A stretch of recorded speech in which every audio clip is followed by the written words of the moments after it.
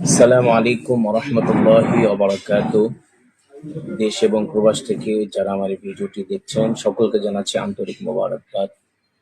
সম্মানিত কোরআন প্রেমিক দিনদার ভাইরা, আহ, আপনাদের জন্য খুশির খবর হলো আগামীকাল বৃহস্পতিবার 20 নভেম্বর আহ, আন্তর্জাতিক কেরাত সংস্থার উদ্যোগে অনুষ্ঠিত হতে যাচ্ছে এক আন্তর্জাতিক কেরাত সম্মেলন।